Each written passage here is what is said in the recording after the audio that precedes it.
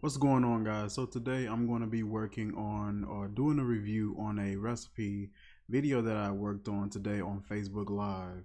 Today we made vegan homemade raviolis. It was so good, so delicious.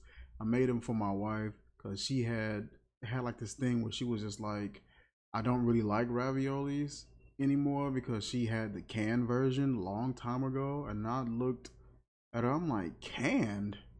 We're making it homemade. I don't know what she thought this was. But here's the video. So we're starting off. I got my scale here, got my bowl, weighted that down to 0. We're going to measure out about 2 cups of bread flour.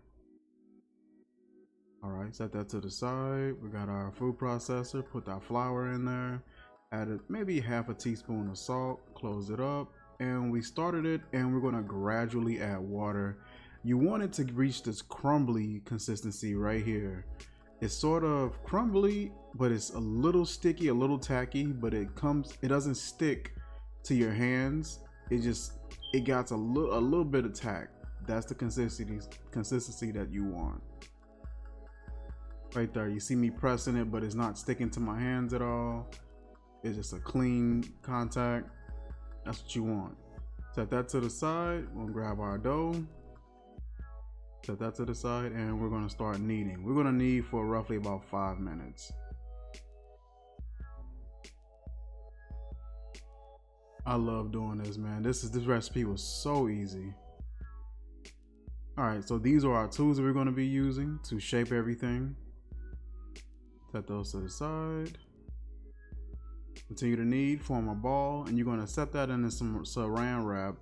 Well, it's supposed to be 30 minutes, but I only did it for like 10 minutes. I prepared my sauce, got some diced tomatoes here.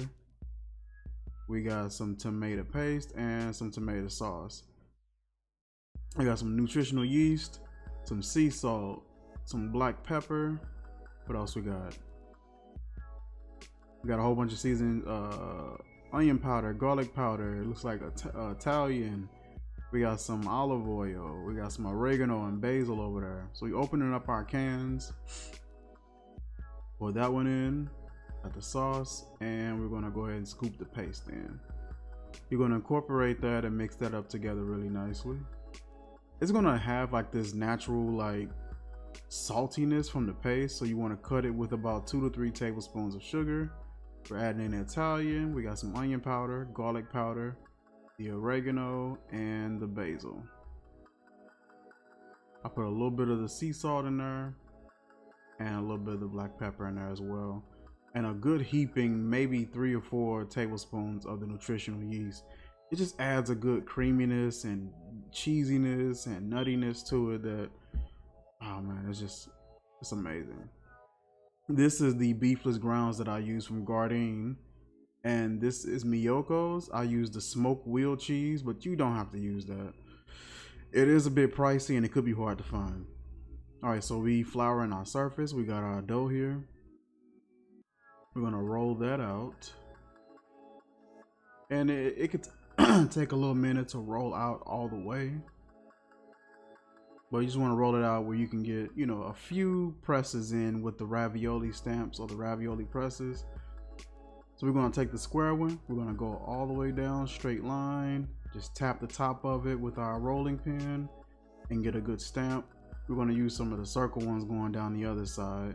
I stretched that out just a little bit more. I was able to sneak a few in. I would say knead for about another minute and restore your unused dough in a saran wrap. You don't want it to get too tough on you.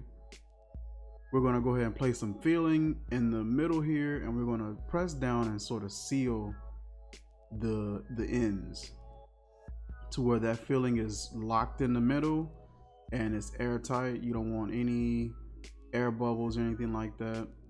You want it nice and tight in the center. We're going to place that down.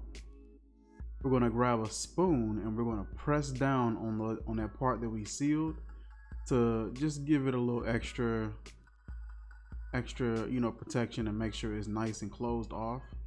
Also, with pressing it, it kind of widens it so we can reshape it again with our ravioli press. My goal was to press it wide enough where I can just repress it all together, but I had to go in side by side because it just wasn't wide enough to refit that same hole. After stretching over the filling, it's just not the same size anymore. It'll kind of shrink up a little bit. We're going to continue to press off the sides and just kind of clean it up a little bit, make it look a little uniform. You want to do the exact same thing with the circle ravioli. That looks good. That's a believable ravioli. Like, nice amount of filling, but it's not too much. All homemade, and it's beautiful. Look at those. Can't get mad at that at all. So once you're done, you're gonna boil those for about 5 minutes, and you're gonna take it out. You're gonna smother it in that nice hot sauce that you got right there. You can store that for later, and there you go. Homemade vegan ravioli. I also made some little breadsticks there. I mean, it was delicious. Like, comment, share, subscribe. I will see you guys soon. Peace.